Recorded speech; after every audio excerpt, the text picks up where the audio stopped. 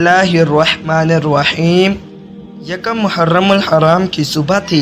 مدینہ منورہ میں سورج معمول کے مطابق طلوع ہو چکا تھا اور مسجد نبوی میں فجر کی نماز کی تیاری ہو رہی تھی۔ حضرت عمر بن خطاب رضی اللہ تعالی عنہ جو اس وقت کے خلیفہ تھے، ہر دن کی طرح وقت پر مسجد میں داخل ہوئے۔ ان کا چہرہ نورانی، دل میں خوف خدا اور زبان پر تسبیح تھی۔ صفیں درست کی جا رہی تھی۔ مؤذن اذان دے چکا تھا۔ لوگ مسجد کے لیے تیار کھڑے تھے۔ حضرت عمر رضی اللہ تعالی عنہ کی تکبیر کہی اور نماز شروع کی۔ اسی وقت ایک شخص جو چھپا ہوا خنجر لیے ہوئے تھا، اس نے صفوں کے درمیان سے چپکے بڑھ کر حضرت عمر رضی اللہ تعالی عنہ پر اچانک حملہ کر دیا۔ وہ شخص کوئی اور نہیں بلکہ ابو لؤلؤ فیروز نامی مجوسی غلام تھا۔ اس کے ہاتھ میں 2 دھار والا زہریلا خنجر تھا۔ اس نے اندھیرے میں چھپ کر حضرت عمر رضی اللہ تعالی عنہ پر وار کر دیا۔ ایک وار ناف کے نیچے لگایا اور وہ اتنا گہرا تھا کہ انٹریاں باہر نکل آئی، خون کے فوارے چھوٹے۔ صحابہ کرام گھبرا گئے، لیکن حضرت عمر رضی اللہ تعالی عنہ نے فرمایا، نماز مکمل کرو، اسلام کی بنیاد نماز ہے۔ وہ زمین پر گر پڑے، مگر ان کے لبوں پر صرف اللہ کا نام تھا۔ جب لوگوں نے حملہ ور کو پکڑنے کی کوشش کی تو وہ پاگلوں کی طرح صفوں میں گھوم کر مزید 7 لوگوں کو زخمی کرنے لگا اور آخرکار خود کو بھی خنجر مار کر خودکشی کر لی۔ حضرت عمر رضی اللہ تعالی عنہ کو فوراً ان کے گھر پہنچایا گیا۔ خون بہہ رہا تھا۔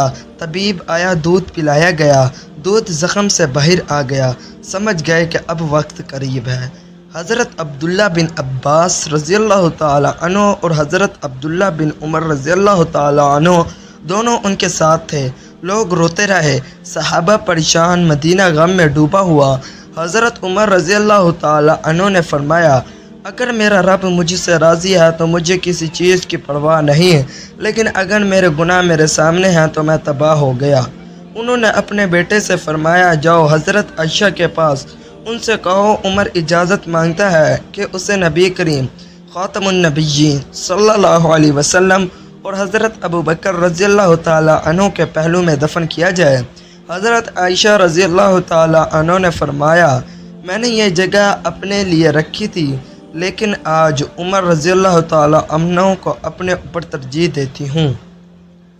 یہ سن کر حضرت عمر رضی اللہ تعالی عنہ کی آنکھوں سے آنسو بہنے لگے۔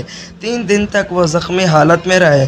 یکم محرم الحرام کا دن تھا جب حضرت عمر فاروق رضی اللہ تعالی عنہ نے اس دنیا سے پردہ فرمایا۔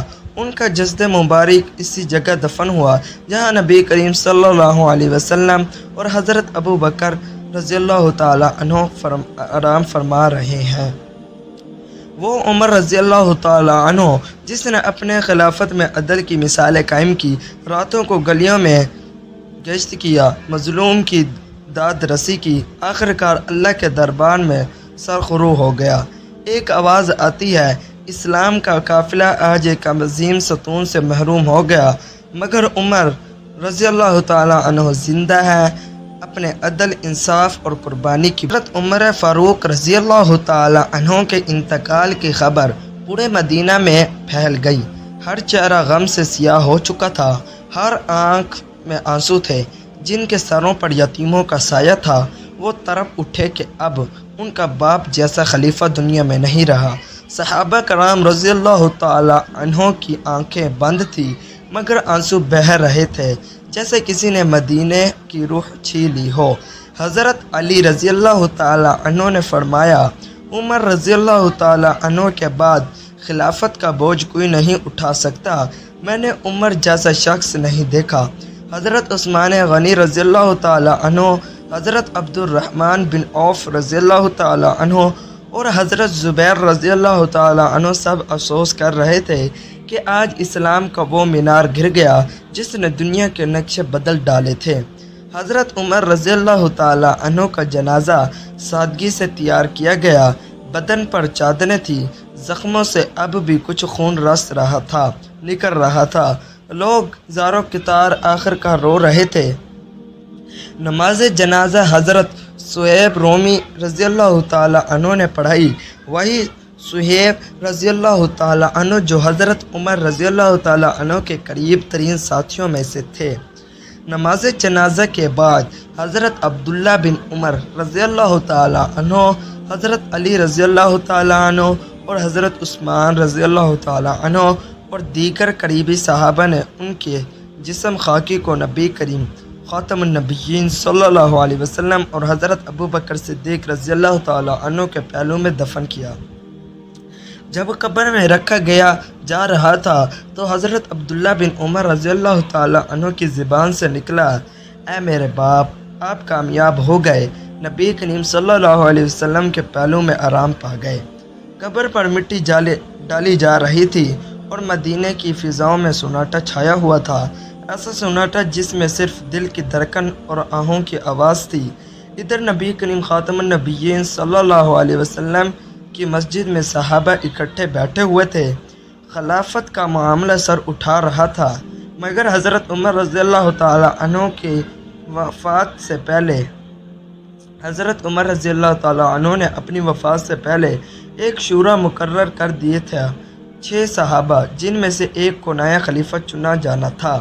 ये शूरा थे हज़रत उस्मान बिन अफ़्फ़ान रज़ी अल्लाह ताला अन्हु, हज़रत अली बिन अबी तालिब रज़ी अल्लाह ताला अन्हु, हज़रत अब्दुल रहमान बिन औफ रज़ी अल्लाह ताला अन्हु, हज़रत साद बिन अबी वक़ास रज़ी अल्लाह ताला अन्हु, हज़रत ज़ुबैर बिन अवाम रज़ी अल्लाह ताला अन्हु, हज़रत तलहा बिन उबैदुल्लाह रज़ी अल्लाह ताला अन्हु। ये 6 थे। हज़रत उमर रज़ी अल्लाह ताला अन्हु ने हुक्म दिया था कि 3 दिन के अंदर अंदर फ़ैसला कर लिया जाए और मुसलमान को बग़ैर खलीफा के न छोड़ा जाए। ये शूरा कई घंटे कई दिन मशवरों में लगे रहे और बिला आखिर हज़रत अब्दुर्रहमान बिन औफ रज़ी अल्लाह ताला अन्हु ने सब मशवरे करने के बाद मुसलमानों की खलीफा बनने का फ़ैसला किया। हज़रत उस्मान बिन अफ़्फ़ान रज़ी अल्लाह ताला अन्हु को खलीफा मुंतखब कर दिया गया।